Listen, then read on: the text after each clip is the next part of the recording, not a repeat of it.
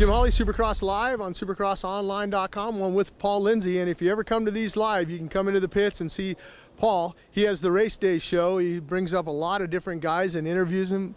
But Paul, I want to ask you, that racing last week in Dodger Stadium was phenomenal. You know, everybody talks about like it was the greatest race I've ever seen because they don't forget, you know, they forget some of the previous good races we've seen, but that was definitely one of the best races I've ever seen. Those guys in the 450 class on top of each other, four of them swapping for the lead. First time in many, many years that I can remember that we've seen all four brands represented up front, and Shorty was back in 7th on the KTM, but we'll talk about that later because you and I have a difference of opinion on that.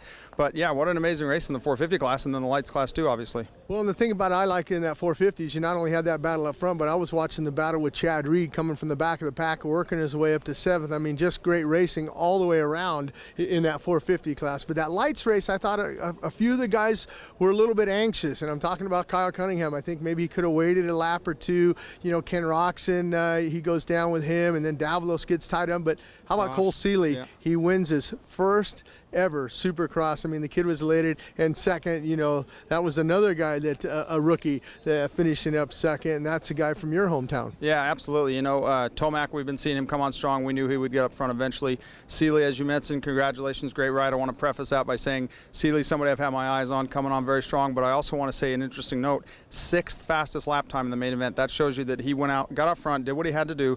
Josh Hansen got aggressive early, like you said, took himself out of the equation. So it's been a long time since we've seen somebody set the 6th fastest time in the lights main event, which would put him 17th in the 450s, which is also very unusual, and wins his first main event. Unbelievable. And even Eli, who got second, was 7th fastest in the lights main event. Very bizarre lights main event, this. Well, let me ask you this. You think when Seeley's out there, and obviously he goes by the mechanics area, and he sees that Tomac's behind him, Tomac's a rookie, you think maybe that took a little bit of the pressure off as opposed to having like a Josh Hansen behind him who's won races like that, and then you start thinking of that? You know, I was thinking about that during the main. As a matter of fact, I know those guys are motivated to beat each other. Eli says, hey, I got to beat this guy. I'm on the A team. I'm on the factory team. These guys are on the support team. So, but at the same time, you got to believe Seeley thinks he's got him covered because he's a rookie, and maybe backs down the pace a little bit, like you said, and realizes that Hansen and those guys are buried back there. So he came, you know, last week, last to 4th. He's definitely fast. He's definitely smart, and I think he rode a great race from start to finish. I did too. I think it's going to be a nice, great race again in that 450 class, as well as the lights here in Oakland. The first time since 1984 that we've been back to Oakland. And make sure when you come to one of these things, check out Paul Lindsey.